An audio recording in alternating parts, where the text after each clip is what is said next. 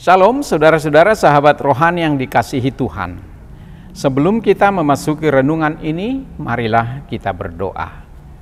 Kasih karunia dan damai sejahtera dari Allah Bapa kita dan dari Tuhan Yesus Kristus menyertai kamu. Amin. Firman Tuhan bagi kita pada saat ini diambil dari kitab Efesus pasal 5 ayat 7. Demikian dikatakan. Sebab itu, janganlah kamu berkawan dengan mereka. Singkat tapi padat. Sebab itu janganlah kamu berkawan dengan mereka. Siapa yang tidak bisa dikawani ini?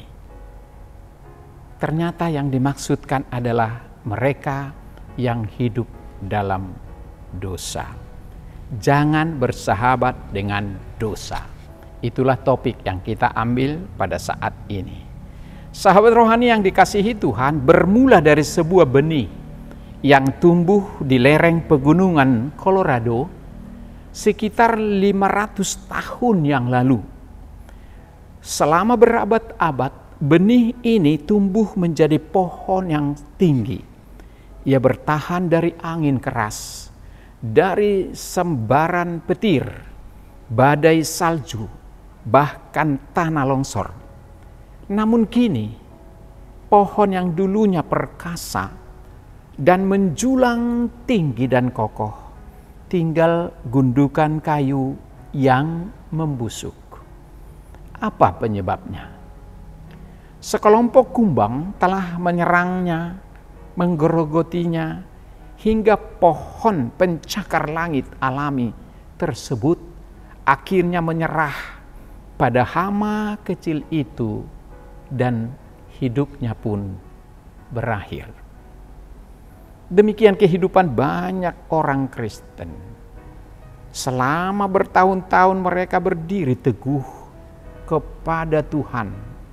Mereka bertahan terhadap pencobaan, bertahan dalam krisis, dalam sakit penyakit, dikuatkan dengan kekuatan ilahi.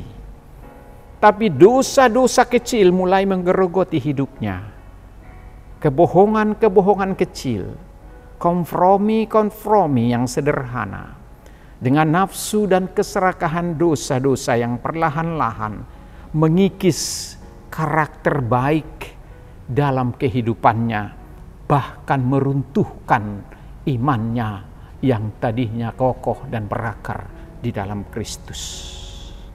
Sedemikian jahatnya penyakit dosa ini yang bisa menumbangkan iman yang kuat menjadi rapuh dan bahkan tumbang dalam kuasanya. Sahabat rohani yang dikasihi Tuhan Yesus Kristus, seperti mata kita ini sangat luar biasa. Perhatikan apa yang terjadi jika listrik di sekitar kita mendadak mati. Ruangan yang terang benderang dan semua terlihat jelas oleh mata, tiba-tiba menjadi gelap dan tidak terlihat. Saat kita tidak bisa melihat apapun, namun mata kita berangsur-angsur menyesuaikan diri. 5 menit kemudian kita bisa melihat bayangan benda secara samar dengan bantuan cahaya minim dari luar. 30 menit kemudian mata kita akan beradaptasi penuh dengan kegelapan.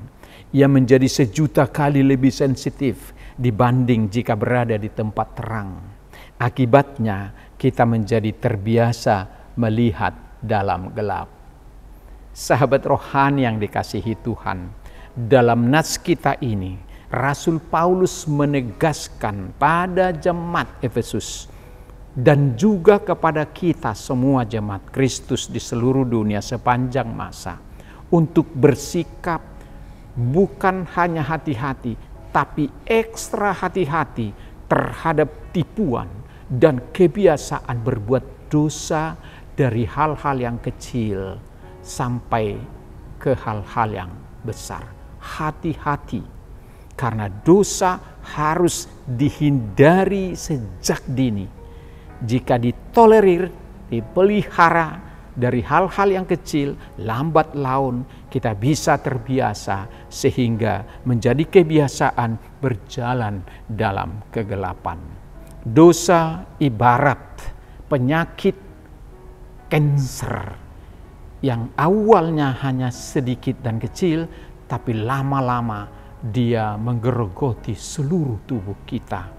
Dosa yang lama dibiarkan membuat kita tidak lagi merasa bersalah walau kita sudah berdosa. Justru malah menjadi kebiasaan. Ini peringatan keras dalam hati nurani kita. Kita tidak boleh membiarkan kejahatan-kejahatan kecil menghancurkan akar kehidupan iman kita.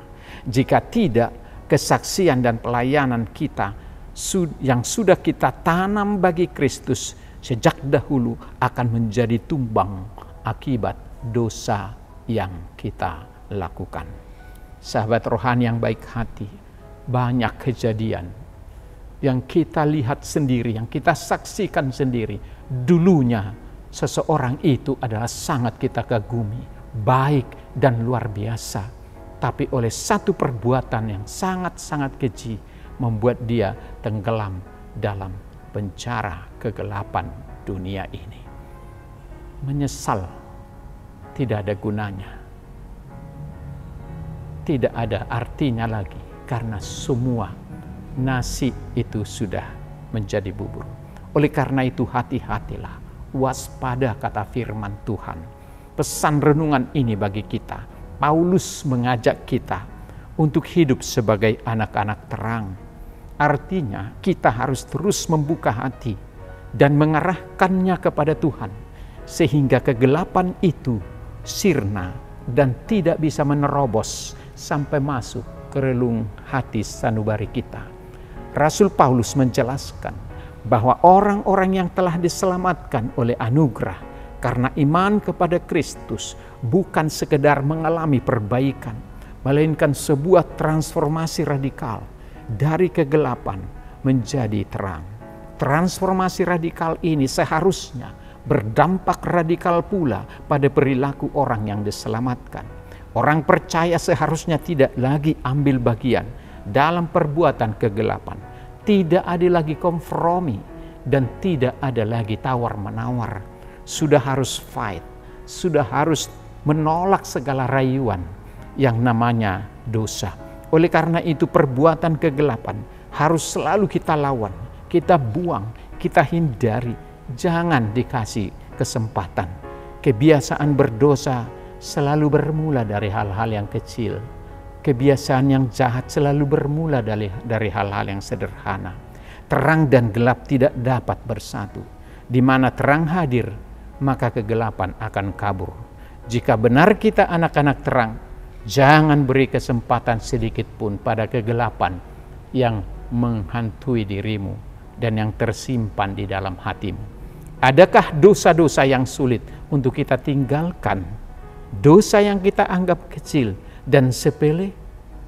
Segera hari ini tanggalkan. Jangan sampai dosa itu merenggut seluruh milikmu dan kita menjadi miliknya. Karena dosa-dosa kecil bisa bertumbuh menjadi besar dan akan menghancurkan kita dan orang-orang di sekitar kita. Jangan pernah bersahabat dengan dosa. Jadilah anak-anak terang di tengah kegelapan dunia.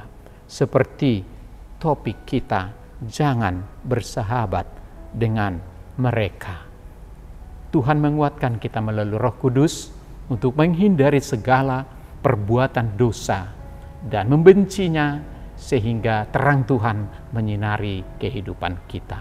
Amin. Kita berdoa. Terima kasih Bapa di surga atas firman-Mu yang telah menyapa kami pada saat ini, yang mengingatkan kami akan menolak segala perbuatan yang berbau dosa. Sekecil apapun, jangan pernah kami biarkan melekat pada diri kami. Karena dari hal-hal yang kecil bisa bertumbuh menjadi sangat besar, bahkan bisa menguasai segenap kehidupan kami. Itulah pesan Paulus kepada jemaat Efesus dan kepada jemaat di seluruh dunia hingga saat ini. Karena akar-akar dosa itu adalah sangat kuat, ingin merongrong menghancurkan ketahanan iman kami. Bahkan pegangan kami yang kuat di dalam Kristus bisa hancur oleh karena dosa-dosa yang menggerogoti kami. Oleh karena itu kuatkan iman kami di dalam Kristus, dan Roh Kudus-Mu membantu kami untuk bisa mengenal, menghindar, menjauhi segala perbuatan mereka yang berbau dosa dan kejahatan. Ajakan-ajakan yang tidak baik dari teman sahabat kami yang terbaik. Ajakan-ajakan untuk melakukan satu pelanggaran dari mereka yang sangat kami sayangi.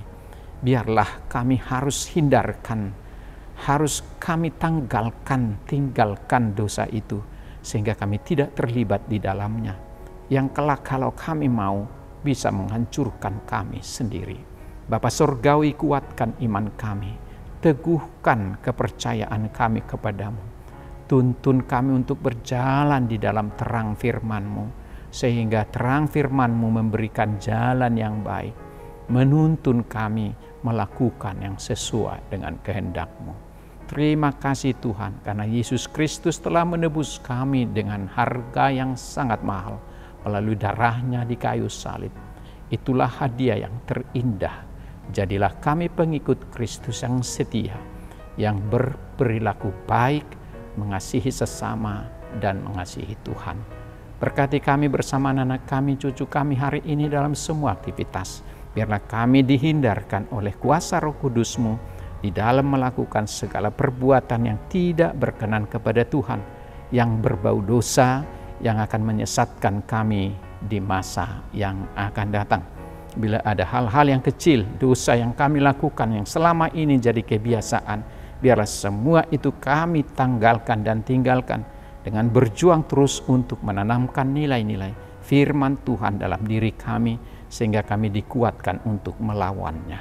Terima kasih Bapa di surga, ampuni segala dosa kami, sembuhkan kami dari sakit penyakit, tolong kami saat kami lemah, dan kuatkan ketika kami digoda oleh iblis. Dan biarlah berkat-berkat-Mu mengaliri semua keluarga dan saudara-saudara kami di dalam Kristus Yesus yang baik.